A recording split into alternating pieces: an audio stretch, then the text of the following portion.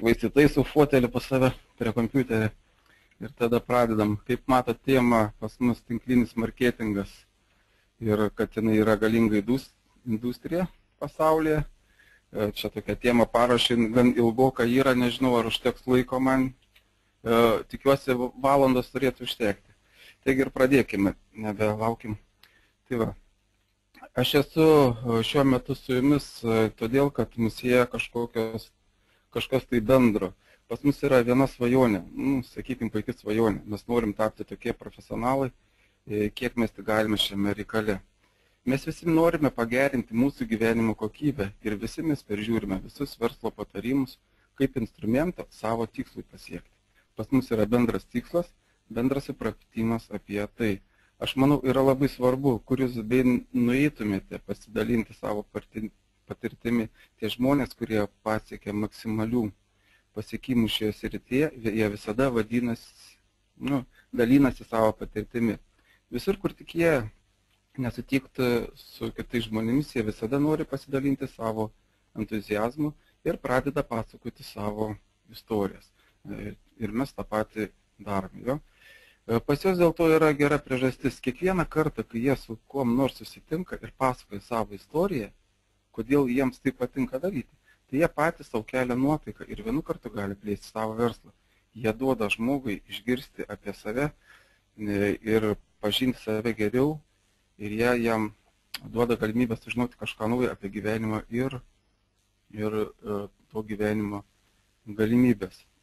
Taigi, jūs susėdate su jais ir kalbatės, paaiškinate, parodote pilną paveikslėlį, kas yra tinklinis marketingas. Jiems patinka, ką jie girdi iš jūsų ir jie nori prie jūsų prisijungti, toje veikloje ir dalyvauti. Po to jūs pradedate su jais dirbti ir pradedate šį verslą. Po to jie užsiimna šio verslu, pasiekia pasiekimų, gali nusipirkti gerą namą, automobilį, važiuoti, pailsėti į svetimas šalis. Čia lentelės mėta, truputį kompiuteris dėlioja. Po to jie užsiima šio verslu ir pasiekia pasiekimus. Ir jie labai patenkinti ir dėkoja jums už tai, kad jūs papasakote jiems apie šį verslą. Ir kaip jūs užmezgate santykius, kuriuose laimi abu. Štai kodėl manau, kodėl reikia pasidalinti savo požiūrį ir savo patirtimi. Ir nepriklausomai nuo ko jūs, su kuo ir apie ką jūs kalbate. Apie ką tai nėra nesvarbu, bet su kuo kalbate. Bet galvoju, kad yra kita priežastis, dėl kurios jūs galite tai daryti. Gerai įsivaizduokite, kad kiekvieną dieną jūs nusistatote savo tikslą. Ir jūsų tikslas yra toks. Kiekvieną dieną jūs turite papasakoti savo istoriją, tarkim, 10 žmonių. Ja? Tokiu būdu jūs atidarysite savo 10 naujų langų, per kuriuos jūs galite pasidalinti su žmonėmis apie tai, kas jūs domina. Bet atspėkite, kas tada vyksta. Jūs pats irgi klausote savo istorijas 10 kartų per dieną. Kaip jūs galvojate, ką duoda jūsų požiūriai, kai jūs savo pasakojate istoriją dėl savęs? Ar duoda jums galimybę pamatyti tą kelią, kuriuo jūs norite eiti? Jūs tiksliai žinote savo tikslus, gyvenimo planavimą ir veiksmus. Kiekvieną kartą, kai jūs pasakojate, kas jums patinka ir ką jūs darote ir iš ko susideda jūsų tikslai, kur jūs einate, jūs pakraunate emociškai ir energetiškai jo patys save pasitikėjimu ir į tai, ką jūs darote arba ruošitės daryti. Todėl aš kviečiu jūs pastoviai dalintis su žmonėmis savo istorijomis. Sėkmės kaina. Visada yra kaina, kurią mes turim užmokėti už mūsų rezultatus, už mūsų pasiekimus gyvenime. Tikiuosi, jūs sutinkate su manim. Taip, būtų sunku pasiekti sėkmę. Daug lengviau nieko nedaryti ir tapti nevykėliu, bet sunku pasiekti sėkmę. Yra kaina, už kurią žmonės moka už savo tikslo pasiekimus. Tai kaina yra pinigai, laikas, nepatogumai. Ir galima išvardinti daug kitokių dalykų, kur žmonės nenori to dalyko daryti, kad pasiekti sėkmę. Tai ta kaina, kurios nevykėliai nenori mokėti. Pavyzdžiui, kiekvienas, kuris klausėsi šio webinaro, sumokėjo kažkokią tai kainą dėl to, kad jo klausytųsi. Tai ne tik mokestis už internetą ar kompiuterį, ausines ar dar kažką. Tai yra dar laikas, nepatogumai, atsisakymas nuo mylimo kažkokio namų darbo ar namų reikalų. Ar taip. Ir kiekvienas iš jūsų taip pat užmokėjo kažkokią tai kainą už savo statusą, vietą visuomenėje, už karjerą darbe, už tą vietą darbe, kurią jūs šiandieną turite. Gali būti tai metai mokslo ar metai sunkaus atlikto darbo. Ir kuo didesnė svajonė, kurią jūs planuojate savo ateityje, tuo didesnė kaina, kurią turite užmokėti. Kaina, kurią reikia užmokėti tam, kad pasiektumėte sėkmės, tai labai įtemptas darbas. Reikia paaukoti keletą sunkių darbo metų. Laikas, kurį galima praleisti su savo draugais arba paprasčiausiai užsiiminėti kažkuo tai savo malonumui. Reikia užmokėti labai daug, tam, kad būti ten, kur tu nori būti. Ar tai verta to? Mes kiekvieną dieną renkamės tai. Ką reikia daryti tokio, kad mūsų verslas pradėtų dirbti? Kas norėtų pasiekti sėkmės dirbant tinkliniame marketinge? O kas sutinka sumokėti privalomą kainą? Darbas, pastangos, laikas, pinigai, mokymasis. O kas žino, iš ko sudaryta ši kaina? Jūs tikriausiai net nežinote, kokia tai kaina. Jūs nežinote, ką tiksliai reikia padaryti ir kiek reikia sumokėti. Taip? Tie iššūkiai, kuriuos metu jums šis verslas, jie dar priekį. Žinoma, pas jūs jau daug tokių iššūkių, kuriuos duoda jums gyvenimas. Bet jūs dar prieš akis daugelis ir su daugeliu susidurti, ko jūs nežinojate anksčiau ir kuo greičiau jūs rasite sprendimus ir atsakymus iš šias užduotis, tuo greičiau jūs pasieksite savo tikslą. Ir tada jums iš karto atsidarys naujos. Tai niekada nesibaigiantis procesas, judėjimas pirmin ir sunkiai žinoma, jis pas jūs ir bus. Taip, ir aš noriu jums duoti vieną labai gerą patarimą. Pastoviai kelkite savo meistriškumą. Mokykitės iš savo patyrimo ir patyrimo savo rėmėjai. Jei pas jūs bus pakankamai savų savybių tam, kad pasipriešintumėte iššūkiams, nepriklausomai nuo aplinkybių, jūs pasieksite to, ko jūs norite ir ką jūs suplanavote. Aš noriu paklausti jūsų. Kaip jūs galvojate, kuo skiriasi sėkmingas žmogus nuo nesėkmingo? Tai galima paaiškinti vienu žodžiu. Ta žodis, kuris skiria tuos, kurie pasiekė sėkmės, nuo nevykėlių, kurie nieko nepasiekė. Tai savybė, kurią vadinasi drąsa. Tai yra pats galingiausias įsitikinimas, kad tie, kurie pasiekė sėkmės, jie turi drąsos, priimti sprendimus ir paveikti juos. O tie, kurie nepasiekė nieko, jiems tiesiog neužteko drąsos. Kuo didesni jūsų siekiai, tikslai, tuo daugiau jums prireiks drąsos tam, kad jas pasiekti. O dėl drąsos jums reikia. Ko jums reikia? Jums reikia paprasčiausiai regėjimų. Tai yra pamatyti į priekį viską, ko jūs norite pasiekti. Kas iš jūsų turi didelės svajonės? Kuo jas didesnis, tuo jas yra ir drąsesnis. Ir jūs turite padaryti viską, kas nuo jūsų tik priklauso, tam, kad įkūnytumėte savo svajonės tikrovę. Ir nepriklausomai nuo to, ar yra pas jūs drąsos nepakankamai drąsos. Visa tai neturi ryšio tam, kokia didi gali būti jūsų svajonė. Jei pas jūs svajonės mažos, jūs galvojate apie menkniekius. Jei jūs patys būsite maži ir gyvenimas bus mažas.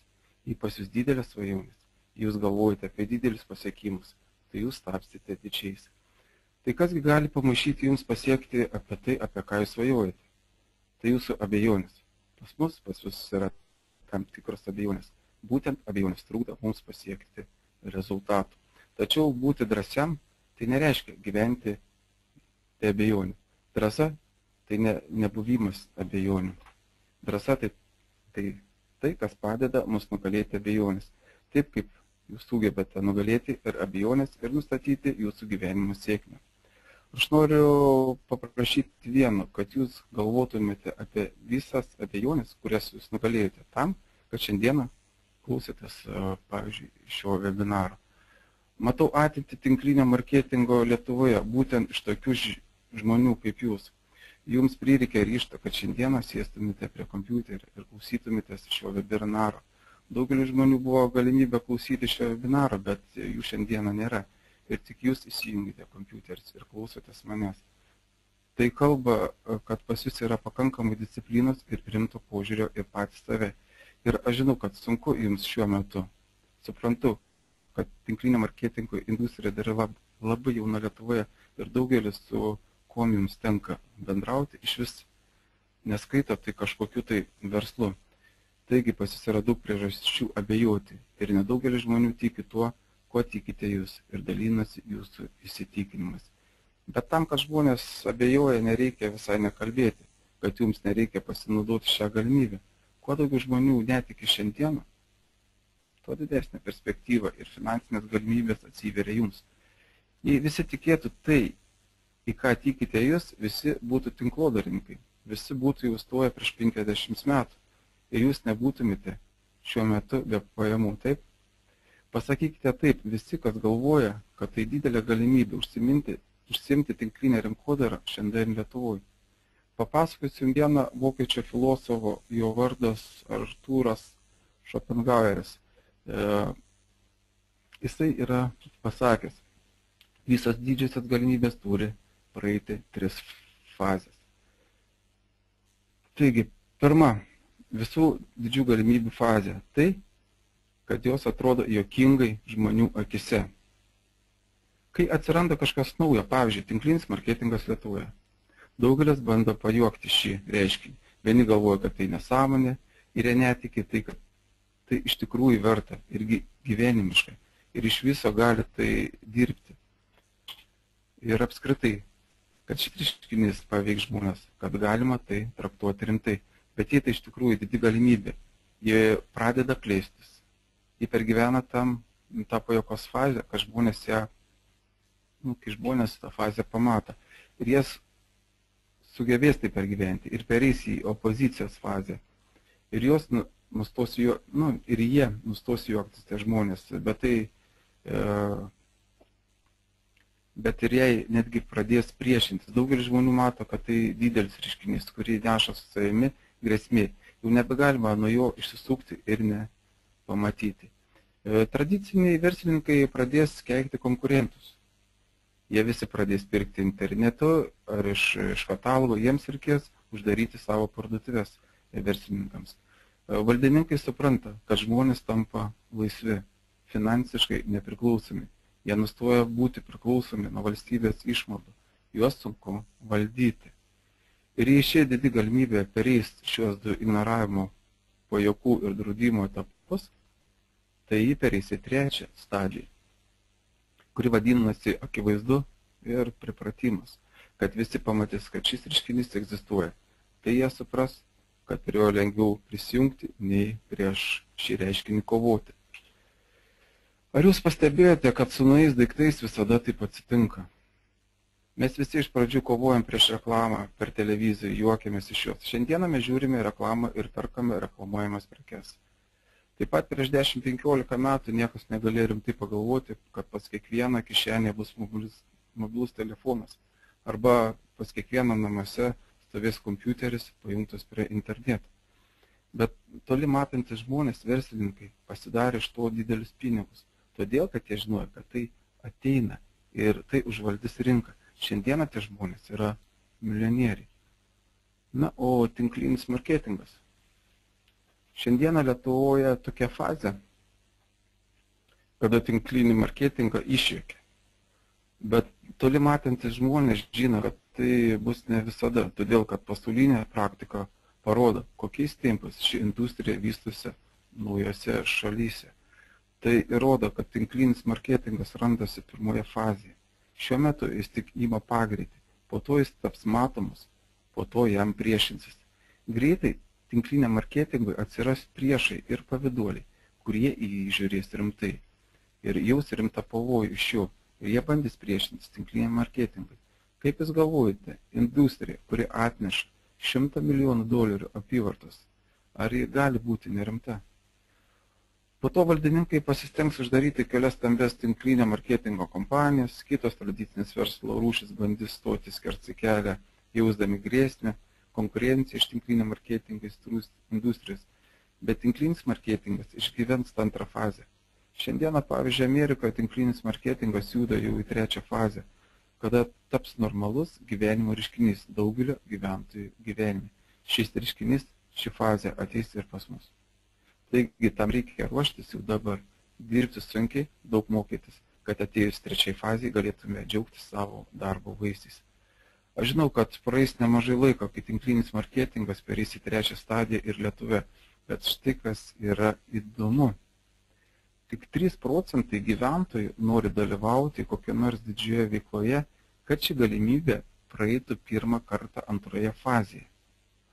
O 97% gyventojų laukia, kada ateis trečia fazė. Ir kaip jūs galvojate, kas pasieks didesnių rezultatų, tie 3% ar tie 97% žmonių? Man atrodo akivaizdu, kad tai bus tie 3%. Ir jums nereikia būti pranašu, kad pamatytumėte ateitį. Tuo metu, kada daugelis žmonių panorės prisijungti, 3% lyderių jau bus ten ir bus pasiruošę juos priimti. Jūs šiandieną esate čia, tarp tų 3% lyderių. Bet rinktis jums. Jūs juoksitės, kovosite ir prisijungsite prie tos didžios galimybės, tuo laiku, kada tinklinis marketingas eis pirmuosius žingsnius, pirmasis 2 stadijas. Tai jūsų sprendimas, tai jūsų pasirinkimas. Ir aš manau, kad jums pasisekė, kad jūs sužinojote apie šį verslą būtent šiuo metu, būtent dabar. Todėl, kad kuo mažiau žmonių žino apie tai, tuo daugiau jums yra galimybių. Ir kuo anksčiau jūs pradėsite veikti, tuo daugiau žmonių sužinos apie tai būtent iš jūsų. Žinoma, jūs galite keletą metų palaukti ir sėdėti ramiai, apžiūrėti, pažiūrėti, kaip vystysis veikla. Arba jūs, pavyzdžiui, pasakysite, kad tai vertas dėmesio reikalas, kuris atneša man didelę naudą. Ir jūs tuo pradėsite užsiminėti iš karto. Pavyzdžiui, štai dabar. Kiek šiuo metu žmonių Lietuvoje, gyventojų Lietuvoje? 3 milijonai. Ar mažiau? Tikriausiai konsultantų skaičius siekia tik kelius tūkstančius. Ir jūs dalis tos mažos grupės, jums pasisekė, jūs pirmi sužinojate apie šią didžią galimybę. Todėl aš tikiu, kad kas kartą, kada jūs einate gultis, jūs galite padėkoti linkimui už tai, kad jis parodė jums šį šansą. Pas jūs šiandien yra didelės galimybės, todėl niekada neatsisakykite savo svajonių. Žmonės, kurie dirba jau daug metų tinklinėme marketinge, kai ką pasakė apie jį. Ir tai aš jums galiu garantuoti. Jei jūs palaikysite verslą, tai verslas palaikys ir jūs. Dabar galime pakalbėti, kaip galima priversti šį verslą dirbti. Aš manau, kad šiame versle yra vienas sritis, kuria yra daug svarbesnė nei kitas.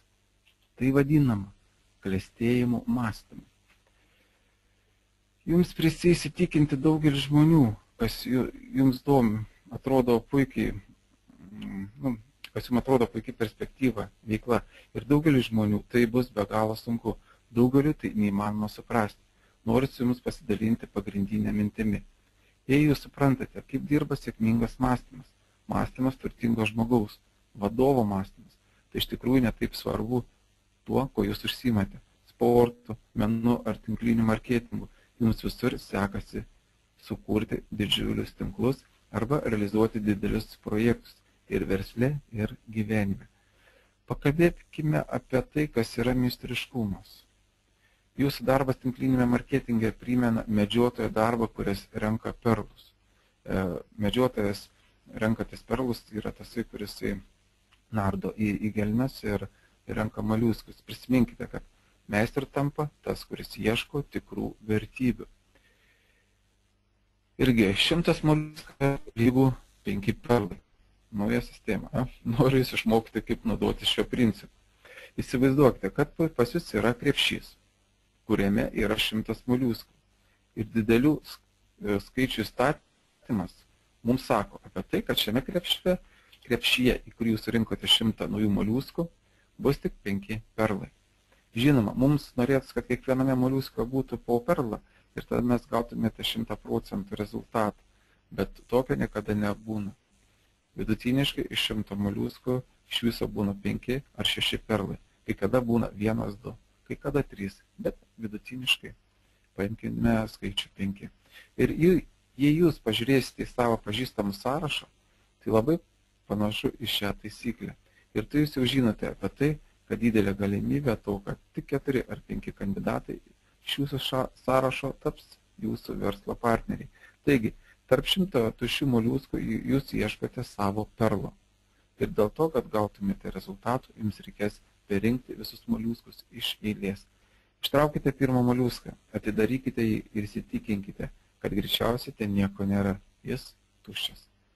Supratę, kad ten nieko nėra, jūs tikriausiai labai stipriai nenuliūsite.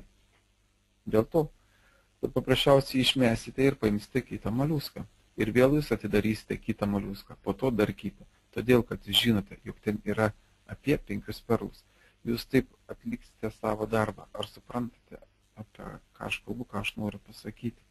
Jei jūs žinote, kad 5 moliuskuose bus po perlą, tai jūs tiesiog tuščios taip stipriai ir nedomins moliuskai tie tušti. Jo? Kiekvieną kartą jūs tiesiog atmesite tuščią moliuską, kuo galima greičiau. Štai ir viskas. Ir vėl neriai į gelmes. Tai ką ir daro perlų medžiotojai. Bet kaip dažnai mes pasielgiam visai kitaip.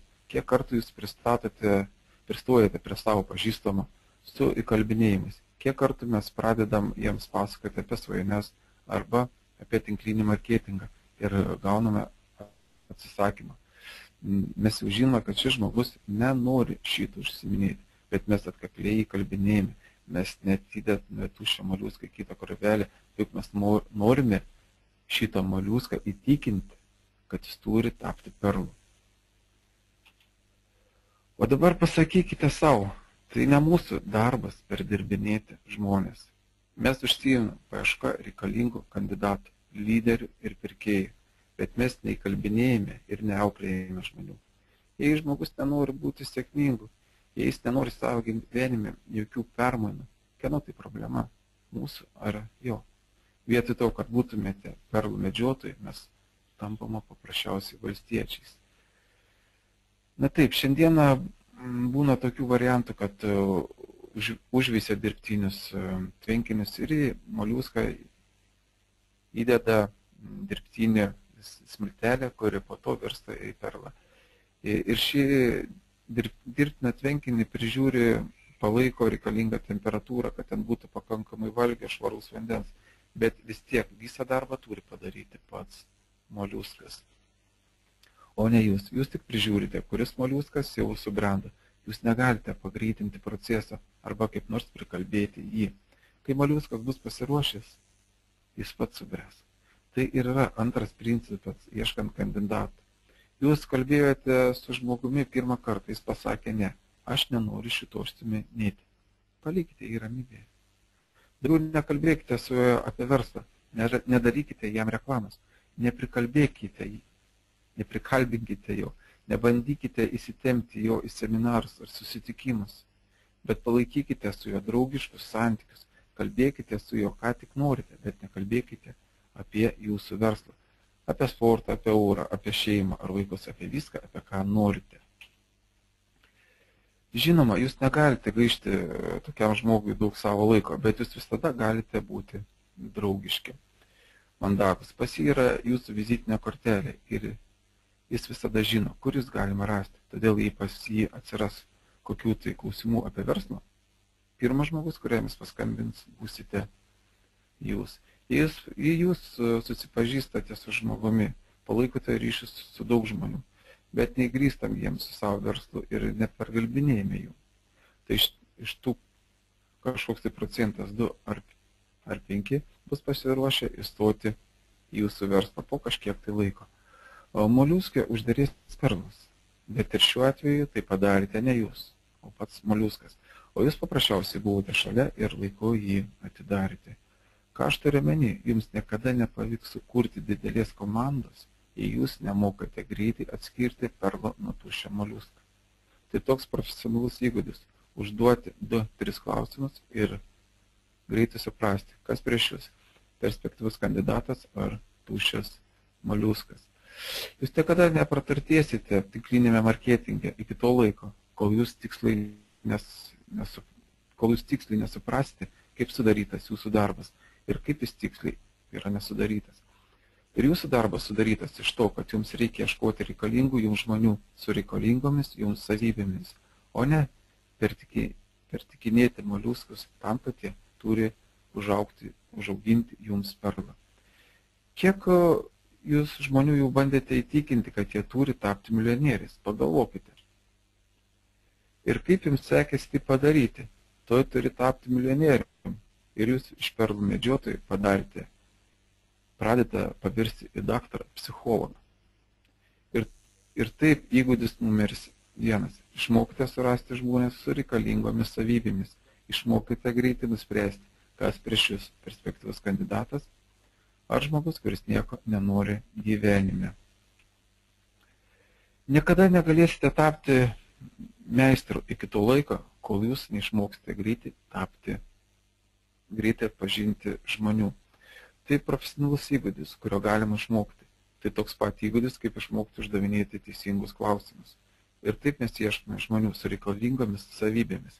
Kaip jūs galvojate, kokios savybės turi būti pas profesionalų tinklodarininką? Surašome savybės. Taigi, atkaklumas, entuziazmas, tikėjimas. Taip pat puikia savybė.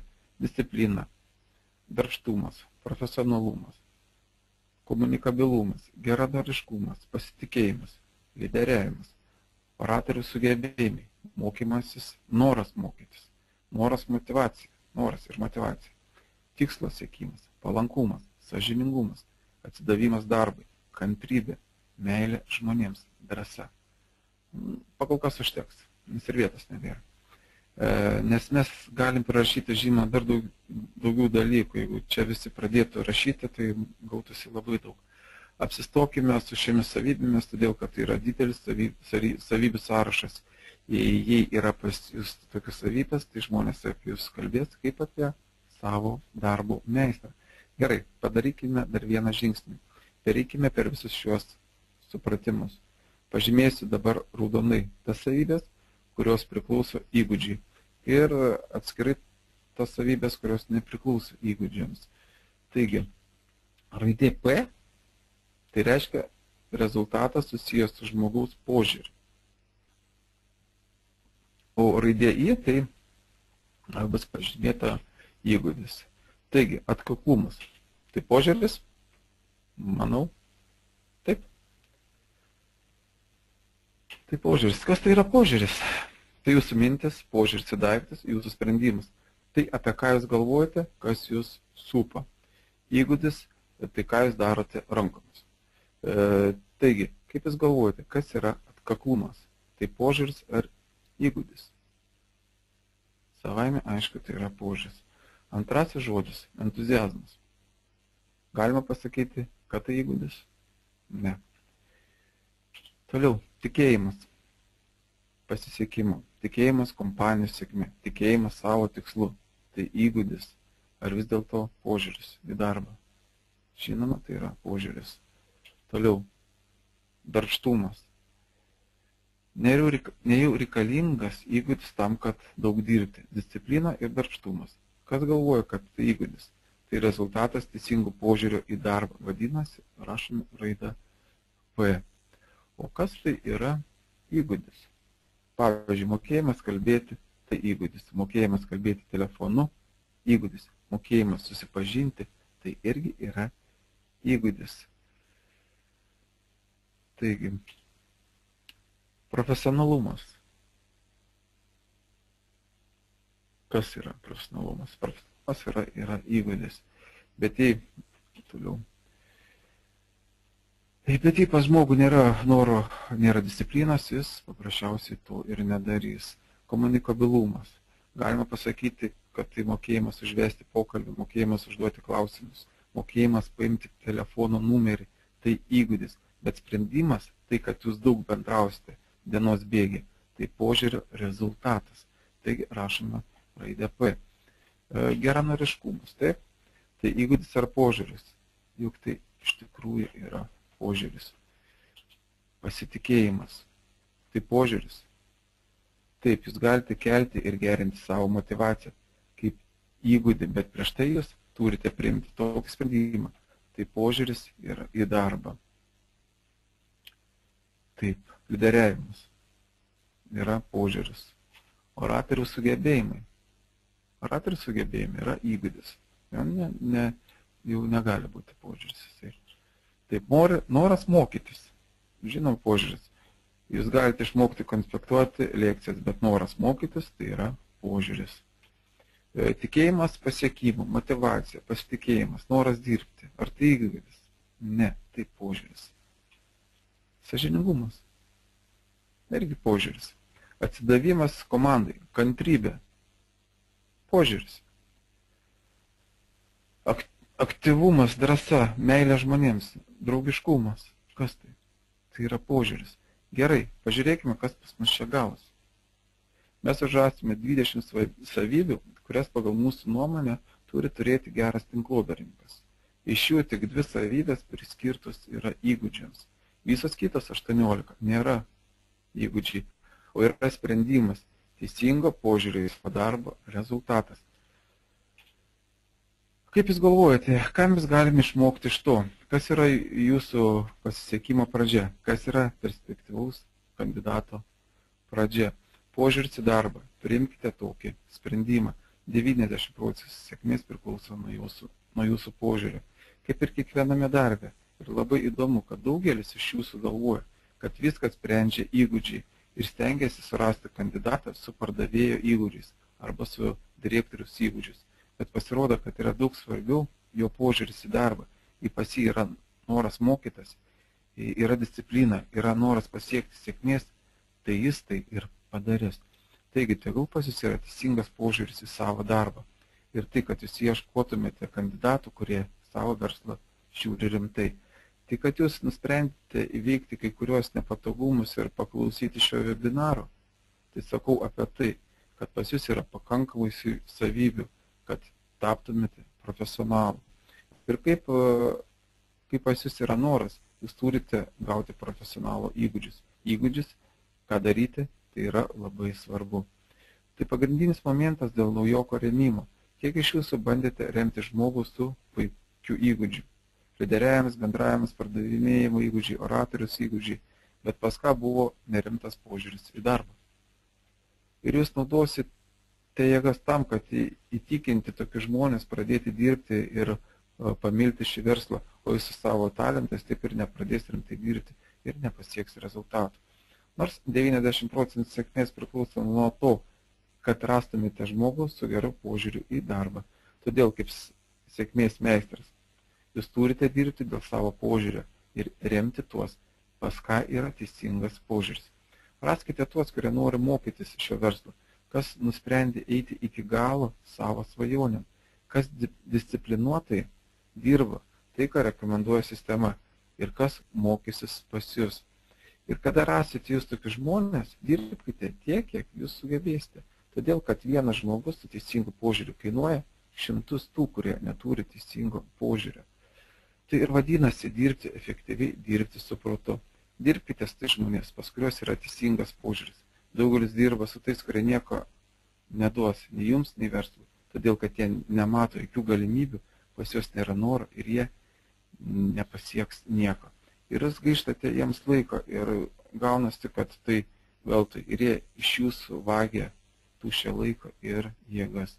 Žinote, aš jums patarsiu, atminkite vieną taisyklę, kad jūs kalbate su žmogumi ir jis pasakys savo požiūrį ir verslą. Paklauskite savęs, kiek pinigų atneš man tokia nuomonė. Galbūt jo nuomonė apie pinigus, pinigų kiekį, žinote ką, dažnai jums teks jo nuomonę padauginti iš nulio, todėl kad tuščias žmogus daug kalba, jis yra labai protingas, dažnai yra negatyvus ir jis kalba gražiai, o jis nieko nepasiekia gyvenime, ir jis negali nieko jums duoti su tokiu požiūrį save. Visam reikia savo gyvenimą. Rinkitės iš moliuskų tuos, pas kurios yra perlai, ir dirbkite su jais, su potencialiais lyderiais. Jūs suprantate, kad apie šią taisyklę. Klausimas toks. Yra prasmė aptikti žmonės teisingo, yra prasmė apmokyti žmonės teisingo elgesio, jei jūs negalite jūs išmokti teisingų įgūdžių. Taip žinoma, bet pakeisti žmonių įsitikinimus ir elgseną yra daug sunkiau nei rasti paruoštus. Jūsų užduotis būti perlų medžiotojų, o ne daktarų, psichiatrų. Pats geriausias būdas sutvirtinti gerus santykius jums, verslui, produkcijai, mokymams. Tai pačiam būti pavyzdžiui teisingo elgesio. Vietoje to, kad skaityti paskaitas, pats paprasčiausias būdas demonstruoti žmonėms pavyzdį. Eikite su pasididžiavimu. Gerai renkitės, uždirbkite iš verslo daug, parodykite žmonėms rezultatus, pasiekimus ir jie panorės prie jūsų prisijungti, žinoti, kogi tu užsimi, ką tu čia darai. Skaitykite geras knygas, klausykitės gerų įrašų, paverskite savo mašiną tiesiog akademiją ant ratų, kiek žmonių iš jūsų praleidžia po 2 valandas automobilyje, ypač kurie gyvena didmiesčiuose. Tegul tai būna jūsų laikas mokymus, laikas, kurį jūs galite panaudoti savo. Kokia prasmė klausytis radijo reklamos ar muzikos? Įsiklausykite į tą, kuris mokina jūs teisingo elgesio. Benjaminas Franklinas vieną kartą yra pasakęs labai gerą dalyką. Paimkite visus pinigus, kurie yra pas jūs ir įdėkite į savo galvą. Taip, kad niekas negalėtų jų pavogti, šių turtų iš jūsų. Ir tada jūs tapsite dar turtingesni. Tobulėkite. Tai vienintelis, kas skiria mus nuo kitų gyvūnų. Jūs galite mokytis ir keistis. Todėl mūsų požiūris nustatyti jūsų gyvenimą. Ir kuo daugiau jūs įdedate į savo tobulinimuose, į savo mokymuose, į savo požiūrį, tuo daugiau pas jūs bus jų gyvenime. Ir tokiu būdu jūs galite ir kitus išmokyti teisingo požiūrį. Pirma, išmokinus save, o po to parodžius pavyzdį. Ir tada jums taps aišku, kodėl reikia ieškoti teisingo požiūrio. Ir kada jūs grįšite pas savo komandos konsultantus, jūs galite šį pratimą atlikti su jais. Tegul jie jums išvardina, kokie kriterijai reikalingi verslo sėkmei gyvenime, ir tada jūs su jais sudarysite tokį pat sąrašą, kokie dalykai yra įgūdžiai, o kurie yra požiūriai. Ir aš jums drąsiai galiu pasakyti, kad kiekvieną kartą rezultatas bus panašus, toks pat. 80% rezultato bus požiūris. Ir tegul jie supranta, dėl ko pirmoje turi jie dirbti. Požiūris, regėjimas, įgūdžiai. Ir tegul jie supranta, kad būtent tai jūs rengiatės juos išmokinti. Tai, ko jūs ieškote kandidatuose. Jei jūs šiuo metu suprantate, kad 80% sėkmės priklauso nuo regėjimo ir požiūrio, tai 80% savo laiko jūs skirsite tam, kad išmokytumėte žmonės teisingo regėjimo ir požiūrį. Įgūdžiai yra svarbus darbui. Bet įgūdžių išmokyti yra labai lengva. Vieną kartą parodėte, vieną kartą pakartojate, o ištvirtinate įgūdžius, pas jūs jau yra. Bet štai pradėti atlikti dirbti, tai jau nebe įgūdis, tai yra jau požiūris. Dar kartą grįžkime prie perspektyvių kandidatų. Perspektyvių kandidatų paieška. Tai tas, apie ką aš noriu pakalbėti su jumis dabar. Jūs turite tai išmokti greitai. Tai pirmi žingsniai į verslą. Tam, kad sukurtumėte savo sėkmingą verslą, jūs turite išmokti ieškoti daug perspektyvių kandidatų. Štai kodėl ir vadinu paieškos procesu, o ne rezultatų. Daugelis žmonių galvoja, kad surandi 10 partnerių, tai vienintelis įvykis yra tai, kas atsitinka vieną kartą gyvenime. Bet kandidatų paieška tai ne vienkartinis įvykis, tai procesas, kurį jūs darote pastoviai. Kada jūs su kom nors susipažįstate, galbūt jūs galite pakalbėti apie jo gyvenimo planus, arba jūs galite aptarti jūsų prekės ir verslo naudą. Bet jei jūs matote, kad jo akise nėra susidomėjimo, jūs tiesiog pereinate prie sekančio žmogaus. Patį pokalbį aš pavadinčiau įvykiu, bet paieška to pokalbio tų žmonių, tai yra procesas, kur jūs darote pastoviai, kiekvieną dieną. Jūs darote kelis, 3 ar 5 pokalbius. Aš dar kartelį grįžtu prie įgūdžių. Žmogui užtenka vieną kartą parodyti, ką reikia daryti. Ir pas jį yra įgūdis. Bet kodėl daugelis žmonių moka, bet nedaro? Mes tai aptarėme. Motivaciją reikia palaikyti kasdieną. Todėl ir jūsų partnerių mokymai tai ne įvykis, o pastovus procesas, kuris prasideda nuo pirmo pokalbio, trumpo marketinginio plano, atviro marketinginio plano, nuo pirmo seminaro, antro seminaro ir taip toliau. Mokymai su įrašais ir knygomis. Savamokslis Tai yra procesas. Žmogus gavo iš jūsų informaciją ir jis pirmą priima kažkokį tai sprendimą. Nori sužinoti daugiau ar nenori. Jei jis nori, tada jis eina pirmin mokymo procesu, kaip rekomenduoja 9 žingsnių sistema. Arba jis priima sprendimą, aš nenoriu sužinoti daugiau. Jis sustoja prie kažkokio tai etapo ir jis nepereis prie sekančio etapo, kol nebus tam pasiruošęs. Tartum moliuskė subręsta perlas. Jei jūs šiame versle turėjote patirties, tai jūs suprantate, apie ką aš kalbu. Dažnai jūs remiate tuos žmonės, kurie labai mažai žino apie verslą, apie šį verslą. Ir nesupranta nei jo sunkumų, nei jo galimybių. Jiems tik pravėrė duris į didelį milijardinį verslą. Ir labai dažnai tuos, kuriuos jūs prirašėte, kaip greitai atėjo, taip greitai ir išėjo. Bet tie, kurie jums pas jūs pasilieka, juos tikrai apmokinate, jūs jiems rodote, jūs darote, tam reikia laiko, kad suprasti, tai daryti. Tai, ką iš tikro daro milijonieriai, deimantai, 9 žingsnių sistemą. Praeitą kartą mes šnekėjome apie 9 žingsnių sistemą. Aš ją buvau visą išdėstęs, bet tik tai parodau tą lentutę, kokios yra sistemas. Tai yra pirmas žingsnis yra svajonės, tikslas planas. Pats išnek su žmonėmis. Nematau pažįstamų sąrašų, kad susidarytų žmonės. Pakvietimas tai išmokini, kaip kviesti žmogų, kaip naujoką pasikviesti komandą. Susitikimas, tai pravedį susitikimą, mes vadinam kvepalų vakarėlių. Informacinis paketas duodi visą pilną informaciją apie ar industriją, ar tinklinį marketingą, ar apie komandą, kurioje mes esame. Įjungti naujoką, tai greitas startas. Greitas startas išmokinti, kaip greitai startuoti naujoką, kaip atvesti žmonės, prekių apyvartą, pamilti produktą, nes vis tiek turi žinoti, ką parduodi.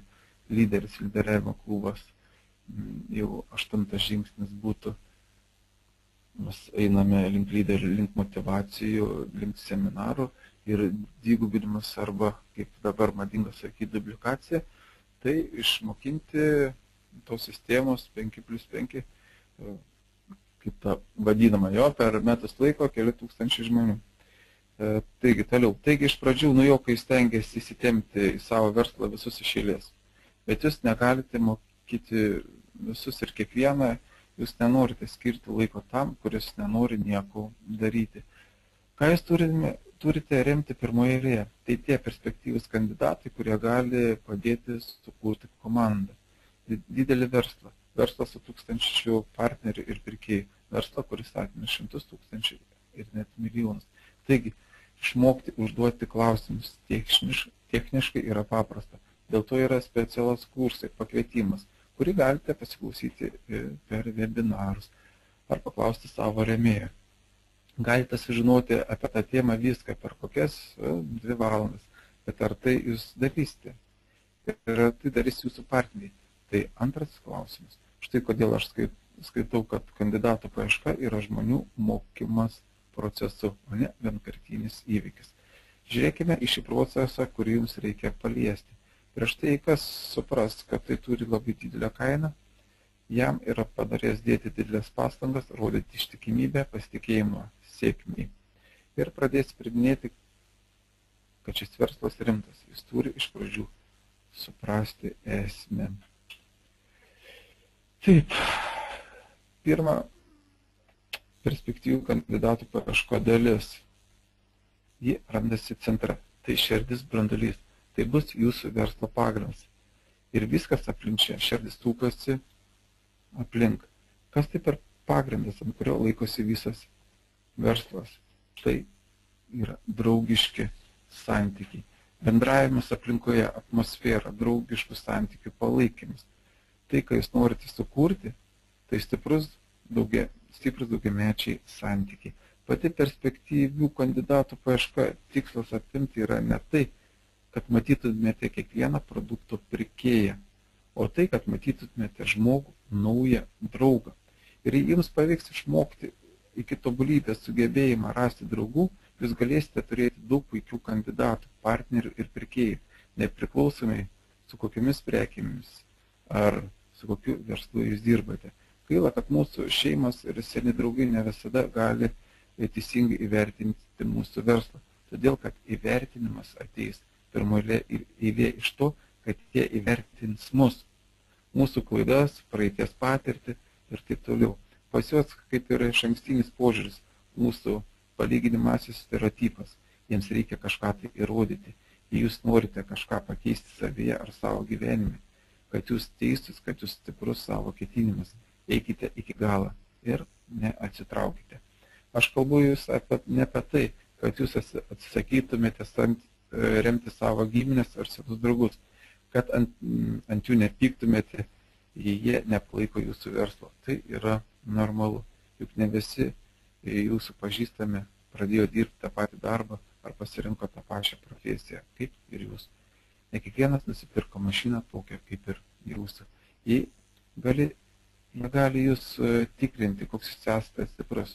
Kai kas gali prisijungti jūsų verslą, bet tik vienu atveju, jis pats priima rimtai šį verslą. Apie tai mes jau kalbėjome, kad peržvėjai ima molluskus ir perlus, bet iš tikrųjų ne tai svarbu. Ar jis prisijungia prie jūsų ar ne, jūs turite palaikyti su juo santykius. Ir negalvokite, kad jūsų giminės ar seni draugai tai vieninteliai pirkėjai ir kandidatai. Kiek žmonių jūs šiandieną pažįstate? 100, 200 ar 1000? O dabar pagalvokite, kad Žemėje gyvena 7 milijardai žmonių, kurių visai jūs nepažįstate. Ir jūsų šansas guli ten, kur yra žmonių, kur jūs niekada nebuvote sutikę. Visai nepažįstami žmonės, tai jūsų pirkėjai ir perspektyvūs kandidatai. Bet tai nereikia pulti kraštutinumus pristoti prie žmonių gatvėse, kviesti juos į prezentacijas. Ne, kalba eina ne apie kitką. Išmokite iš nepažįstamų padaryti savo pažįstamais ir draugais. Ir pasistengkite kasdien užmegzti maždaug po 5 ar 10 naujų pažinčių. Tai yra rasti 10 naujų draugų, žmonių, kuriuos jūs sutinkate visur, bet kuriuo laiku, bet kurioje vietoje. Kad ir eilėje parduotuvėje, kad ir sporto klube ar automobilių plovykloje. Aš noriu pasakyti tam, kad išmokti susipažinti, palaikyti pokalbį yra specialūs kursai. Apie tai yra gerų knygų, bet pirmą jūs ieškokite žmogaus, įdomios asmenybės. Žinoma, kad su jumis norėtų bendrauti, jums pačiams reikia tapti įdomi asmenybė. Todėl mes mūsų kursuose kalbame, kaip ugdyti asmenybę, o ne paprasčiausiai kursas, kaip parduoti prekį. Nebūtinai su visais būti draugiškais ir vaikščioti vieniem pas kitus į svečius. Aš dabar kalbu apie verslo pažintis. Tai draugiškumas, versliniai partnerystės santykiai. Tai žmonės, kuriems mes galime sakyti, labas ryti, kaip pas tave reikalai. Ir pakalbėti apie bendrus reikalus. Tarp šių pažįstamų mes lengvai galime rasti žmonių, kurios galime pasikviesti prezentaciją. Iš jų jūs galite rasti jūsų prekių ir paslaugų pirkėjus. Iš jų jūs lengvai galite rasti savo verslo partnerius. Iš jų jūs galite gauti jų pažįstamų rekomendacijas ir iš naujo rasti naujų draugų. Jei jūs turite šios auksinius įgūdžius, surasti naujų pažinčių, surasti draugų, o taipgi atskirti puikias perspektyvas ir taipogi atskirti puikius perspektyvius kandidatus, tai pas jūs prasidės didelis verslas. Trečia, auksinis įgūdis, kurio jūs turite išmokti, tai būti lyderiu, rodyti pavyzdį žmonėms, mokyti ir kelti jiems motyvaciją. Apie tai ir yra atskiri kursai. Pažiūrėkite, iš ko susideda jūsų paprasta diena. Daugelis laiko jūs praleidžiate bendraudami su skirtingais žmonėmis, darbe, transporte, poilsio metu, apsipirkimo metu ir taip toliau. Ir tarp taip žmonių aplinkui daug. Viskas, ką jums reikia padaryti, tai įsigyti keletas naujų įpročių. Pasistengkite per dieną nors 10 kartų nusišypsoti. Paprasčiausiai vaikščiokite ir šypsokitės. Kontaktuokite netgi akimis su žmonėmis. Ir jei žmonės nusišypsos jums, atsakant, pradėkite su jais kalbėtis. Apie ką tik patinka, apie orą, apie sportą, apie drabužius, bet tik nekalbėkite su jais apie savo verslą, nesistenkite jiems tuoj pat ką nors parduoti, paprasčiausiai užmėgskite naujas pažintis. Pirmoje eilėje sužinokite, koks žmogaus vardas. Susigalvokite, kaip jūs paklausite žmogaus jo vardą.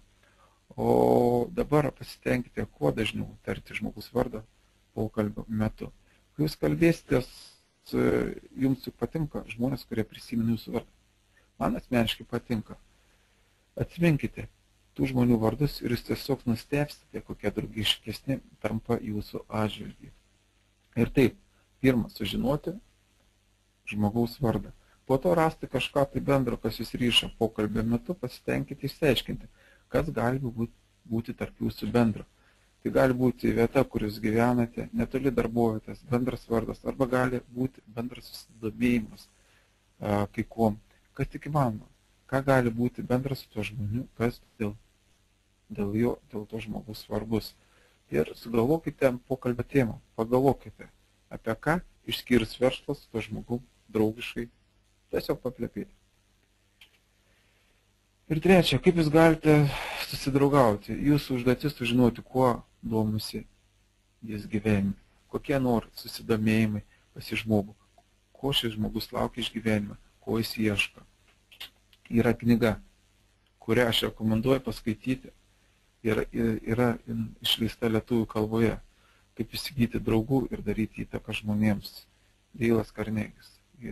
Yra senai išleista, berods 36 ar 9 metų leidimų yra ir pastoviai nėra perleidžiama. Nėra jau bestselleris, ta knyga, autoris yra senai jau miręs, bet iš tikrųjų labai gera knyga. Ją galite kiekvienas įsigyti iš tikrųjų ir rekomenduoju šią skaityti kas 3 mėnesius, nes kas 3 mėnesius atrasite kažką tai naujo. Jūsų verslas surištas su tuo, kad turite susipažinti visi su naujais draugais. Jums ši knyga yra būtina. Tiesiog įsiklausykite į pavadinimą, kaip įsigyti draugų ir daryti įtaką žmonėms. Tai jūsų verslas – užkariauti žmonės ir daryti įtaką žmonėms. Ir jums reikės užmėgsti draugiškus santykius su žmonėmis, sužinoti jų vardus, rasti kažką tai bendro, kas gali būti, rasti bendrus poreikius, kurie pas juos gali būti. Ir toliau jums nebereikės bėgioti ir ieškoti naujų klientų, anketuoti, eiti gatvės ir daryti šaltus kontaktus. Na, nebent tai jums prie širdies. Jūs išmoksite susipažinti su žmonėmis visur. Tai širdis ir viso verslo pagrindas. Dauguma žmonių, su kuriais jūs palaikote draugiškus santykius, panorės daugiau sužinoti, kuo jūs užsiimate. Tai pretekstas pakalbėti apie verslą, apie svajonę, apie pasiekimus gyvenime. Jei jums pavyko sudominti žmonės pačius savimi, jūs sudominsite ir savo verslu.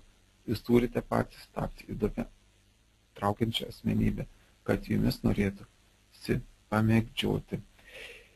Jums reikia vienu kartu parodyti susidomėjimą tam, ką daro kiti žmonės, domintis, kaip eina jų gyvenimas.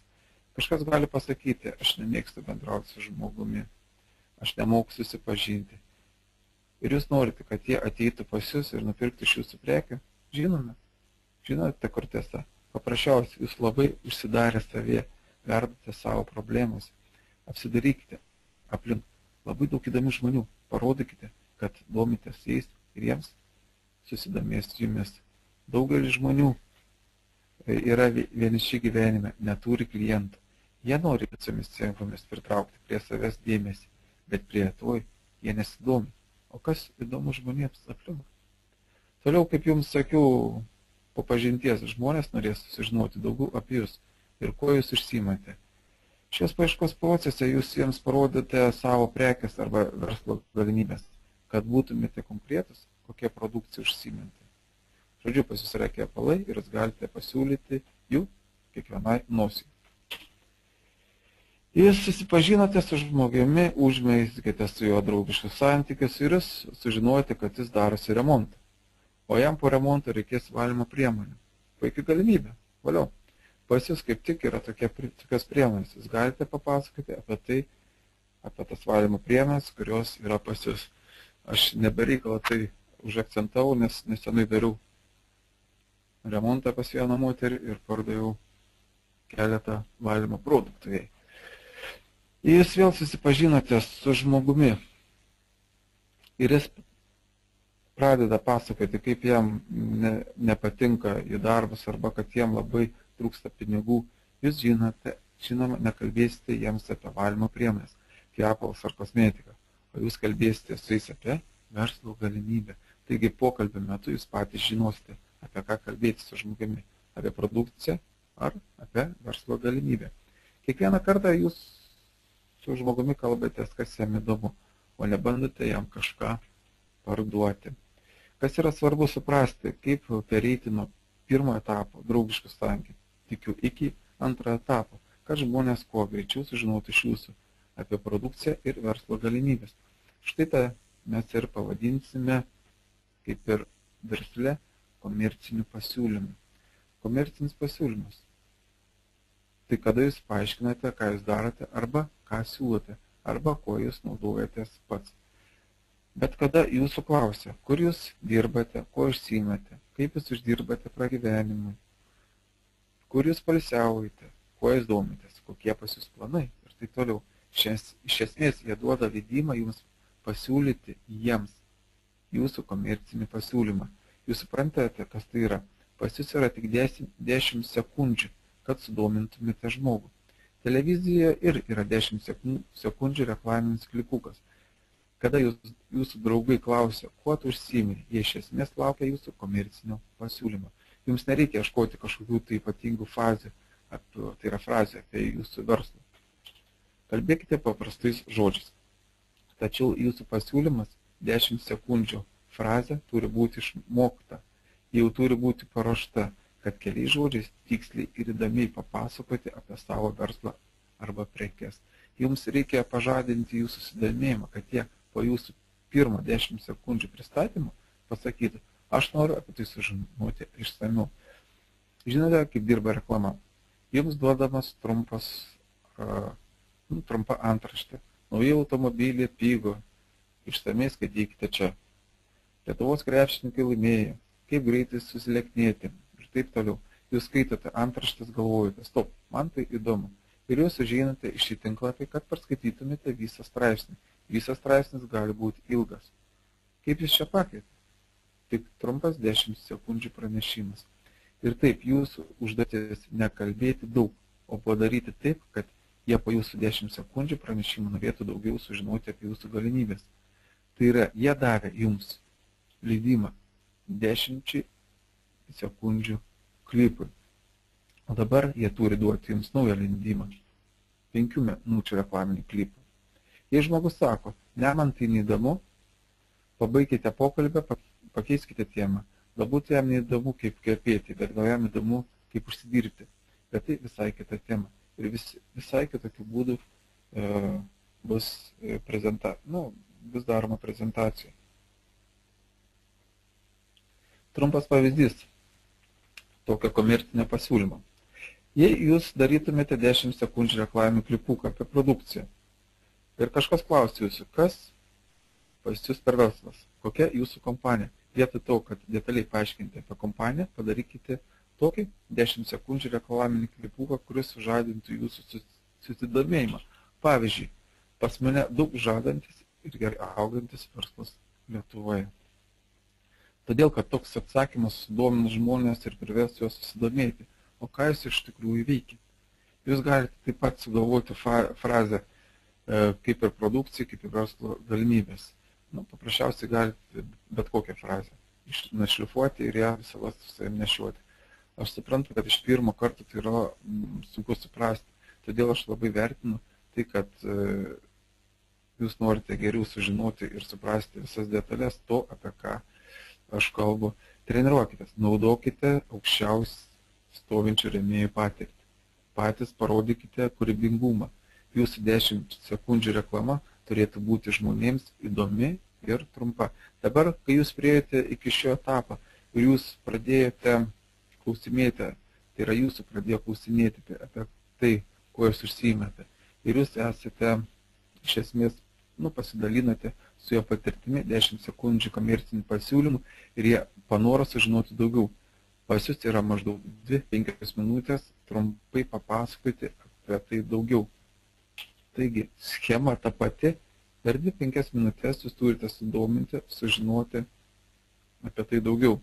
Gauti leidimą kalbėti apie tai rytoj arba tam spręstam laikui nuo 25-45 minutėm. Jei jūs kalbate apie produktą, tai turėsite klientą, kuris naudos produktą. Jei jūs kalbėsite apie verslą, jūs turėsite partnerį. Taigi, pats didžiausias iššūkis Lietuvos žmonėms neužtenka verslo patirties ir gero serviso. Alkis, kuris šiuo metu yra Lietuvoje po prekių deficito ir paslaugų buvusios SSSR. Labai mažai žmonių Lietuvoje, kurie tinklinį marketingą skaito perspektyviu verslu. Gali būti, kad dauguma žmonių yra visai negirdėję apie jį. Ir geriausiai, ką jūs galite padaryti, tai papasakoti apie pačią industriją, pamokyti juos, nekalbėti iš karto apie kompaniją, apie prekes. Išmokite naudotis labai nebrangiamis prekiamis, tam, kad apmokytumėte didelę auditoriją apie industriją. Jūs turite rankose knygą. Tai labai maža plona knygutė su paveikslėliu ant viršelio. Žemė nufotografuota iš kosmoso. Vadinasi, į didžios galimybės žmogaus, čia, iškėt gali. Didžiosios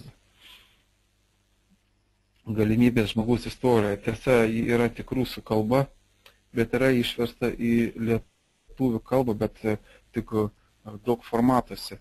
Į kam įdomu būtų ją paskaityti, galėčiau šią atsiųsti, prisijungkite, šią turiu. Tarp kito labai neblogai, ten nedaug iš tikrųjų yra, ją galima perskaityti per valandą laiką. Šią knygutę galima sėkmingai naudotis ir kaip priemonės interesuoti žmogų paaiškai į tinklinį marketingą. Prieš tai, kad pradėti kalbėti apie savo kompaniją, jums reikia supažindinti žmogų su pačia tinklinio marketingo industrija. Jiems reikia iš pat pradžių suprasti, kas tai per industrija, kas tai per darbo sfera, iš kur ši industrija atkeliavo, kuri dirba po 50 metų, jos 50 metų istorija, jo perspektyvas ateičiai. Kartais žodžiais, ar verta šiuo verslu užsimti, kokią aš gausiu naudą, kam man to reikia ir taip toliau. Ir ši maža knyga duoda žmogui suprasti apie tinklinį marketingą. Ten nėra paminėta nei viena kompanija, ji paprasčiausiai pasakoja apie pačią industriją, apie pačią veiklą. Dar geros knygos to pačiu tikslu užvesti kalbą apie kompaniją, tai būtų, kaip jau matėte, prieš tai buvo atspaudęs turtingas vargšas, tėtis vargšas ir turtingiausias Babilono žmogus. Iš tikrųjų, turtingiausias Babilono žmogus skaičiau aš rusų kalba.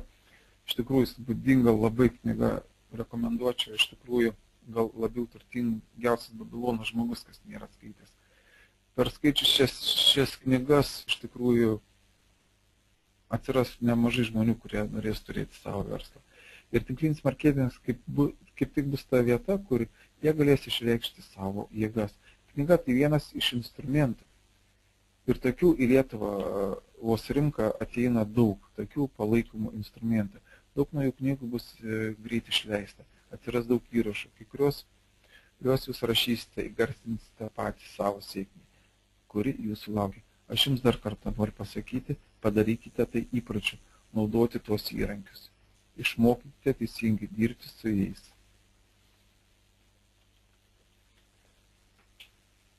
Kiekviena knyga, kiekvienas audio įrašas turi dirbti jums. Iš esmės tai jūsų darbininkas. Kai jūs sutiksite kažką, tai kas susidomėjęs ar nori pagerinti savo gyvenimo kokybę, jūs galite drąsiai pasakyti, kad jūs žinote daug apie finansinę industriją, kuri paprasčiausiai apvers jūsų gyvenimą ir visą pasaulį. O kad jūs daugiau sužinotumėte apie šią industriją, štai jums knyga, kurią aš jums duodu porai dienų paskaityti. Duokite jam knygą 2-3 dienoms paskaityti, bet netiduokite visam. Tegul jie paima ją kažkuriam laiku, bet kad jie suprastų, kad ši knyga reikalinga jums grąžinti maksimaliai po 3 dienų. Ir jūs turite iš jų ją pasiimti, todėl kad jums labai reikalinga ši knyga. Iš dalies pas jūs yra labai puikiai priežastis sekančiam susitikimui paimti atgal knygą. Ir knyga padeda gerai atsijoti perspektyvius kandidatus nuo tų, kuriems tai neįdomu. Ir kai jūs pasiimate knygą, paklauskite jo, ką galvojate apie tai. Jie sako, taip, aš perskaičiau, bet kažkokio tai įdomus nepastebėjau, tai pas jūs suinteresuoto kandidatų nėra. Bet jei jūs išgirdote, taip, tame kažkas yra, aš vis net nesuprantu, aš vis net supratimo neturėjau, kas tai per industriją, kad jo kažkas tai vyksta. Aš norėčiau sužinoti apie tai daugiau, apie kompaniją, apie tinklinį marketingą, apie produktus ir taip toliau. Iš tikrųjų, jūs atradote perspektyvų kandidatą verslui kurti. Štai dabar jūs galite sėsti ir pakalbėti su juo ne tik apie industriją, bet ir apie savo kompaniją, apie greitą startą. Aš jums dar kartą noriu pasakyti, pasidarykite įprotį naudoti šias priemonės, išmokite teisingai dirbti su jomis. Jei pas jūs yra 10 ar 15 laisvų knygų, tai jūs galite dirbti su žmonėmis vienu kartu. Na, realiai 2-3 žmonės kiekvieną dieną jūs galite sutikti ir tos 10 knygų visą laiką dirba jums. Tai jūsų tarnautojai, tai jūsų darbininkai. Jie niekada nesirgs, jie niekada neprašys jūsų atostogų arba pakelti jiems uždarbį. Jie puikiai dirba, o tai reiškia, kad jūsų verslas atneš jums pelną. Reiškia, jūs randate perspektyvius kandidatus. Suprantate? Su tokiu greičiu jūs galite realiai prirašyti 1-2 lyderius kiekvieną savaitę, kurie daugiau ir daugiau nori sužinoti apie šį verslą. Iš esmės, ir šie instrumentai bus jums pasiekiami, visada turėkite pakankamai knygų ir diskų su prezentacija po ranka. Taip yra daromas verslas Jungtinėse Amerikos valstijose. Taip jie išmokino milijonų žmonių tinklinio marketingo. Paprasčiausiai jie duodavo jiems informaciją. Būtų kaip knyga, būtų kaip audio ar video įrašų. Svarbiausia, kad informacija žmonėms pakliūtų į galvą. O tie, kurie nenori nieko žinoti, nei skaityti, nei klausytis, iš jų reikia atimti knygas ar diskus ir perduoti juos kitiems žmonėms. O tiems gali patikti tai, ką jie išgirdo. Mes dėl to ir dirbame su jais, nes jie nori sužinoti daugiau, nei jie žino. Daugiau apie tai, ką mes darėme, apie tai, ką ruošiamės daryti. Bet dabar nežinome, kad mes kalbame su tai žmonėmis, kurie yra susidomėję. Tai yra mūsų laikas. Šiuo momentu leidžiamas produktai perspektyviems žmonėms.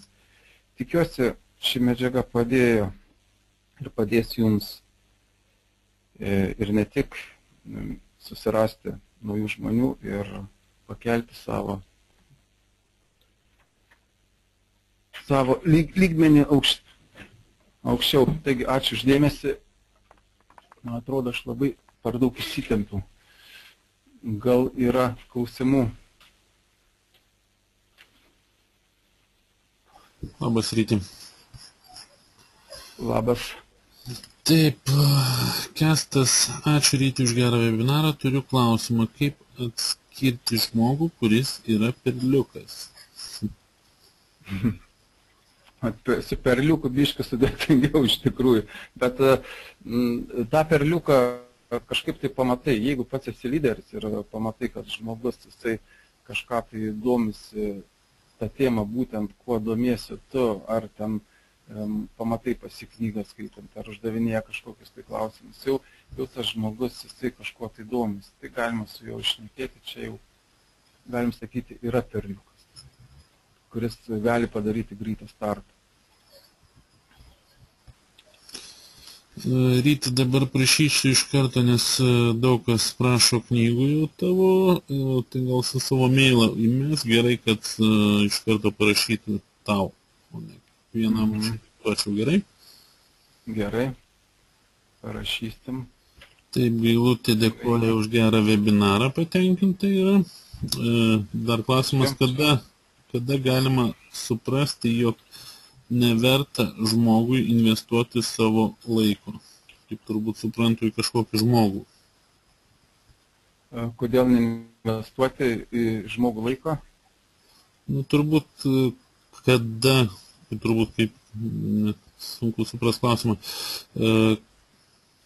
turbūt klausė, kada, nu, kaip pasakyti, kada reikia sustoti jau investuoti į žmogų, Tai kai jūs, pavyzdžiui, jeigu jūs atrandate perliuką, kaip vadinkim jo, dabar šnekėjom apie moliuskus ir perlus.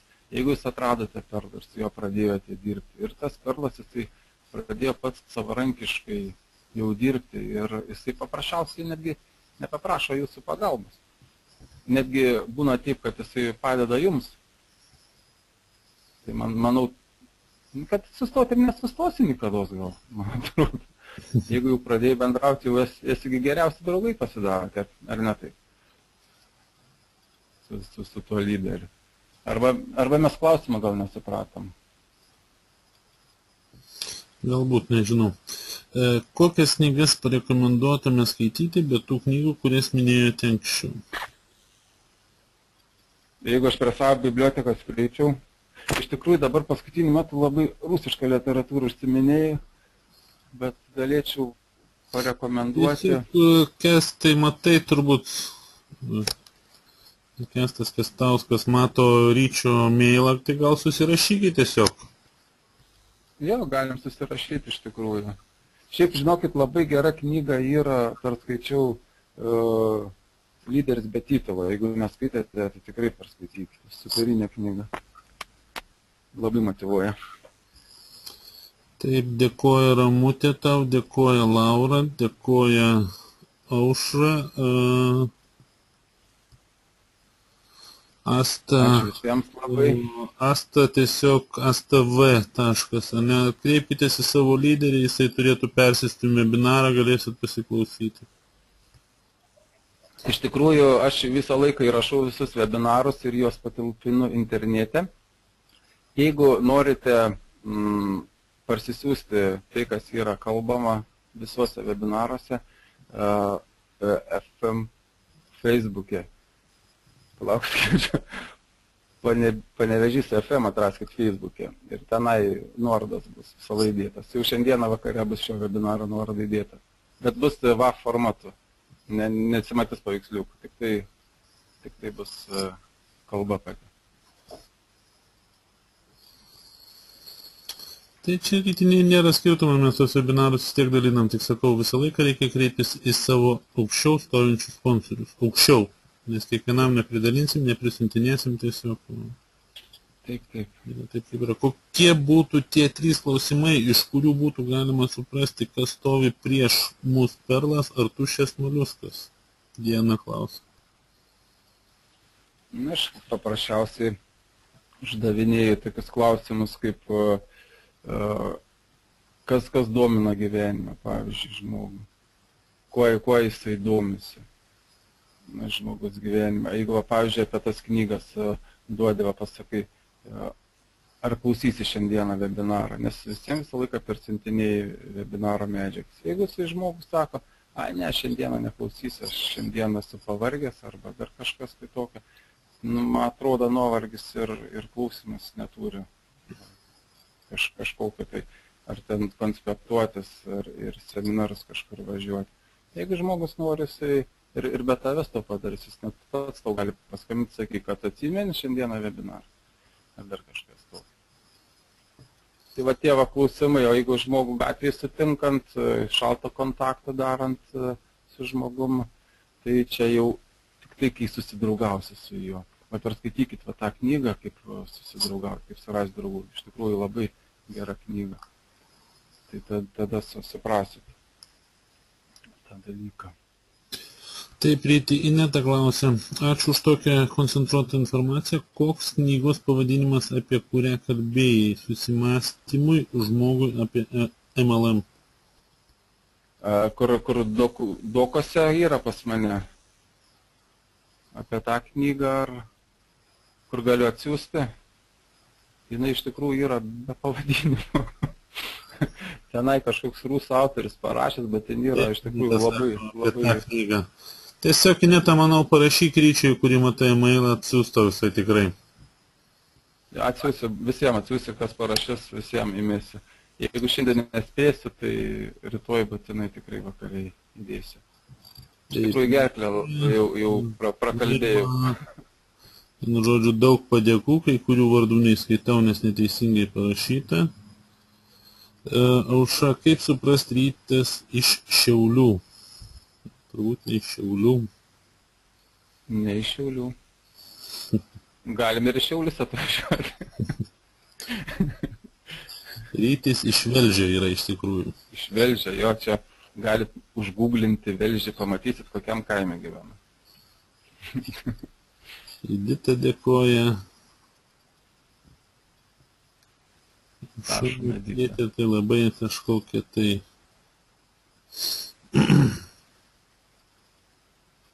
Ne per ilgai aš užšnekėjau. Ne, viskas tvarkoja. Tai gerai. Žodžiu, Iš Aušra... tikrųjų, čia pusė medžiagos tik tai buvo. Nieko, reikia palikti. Aušra, tas tavo klausimas iš tikrųjų buvo ne į temą. Tokius klausimus reikia klausti savo aukščiau stovinčios sponsorius tiesiog. Tai va, su mumis buvo šiandien 55 žmonės.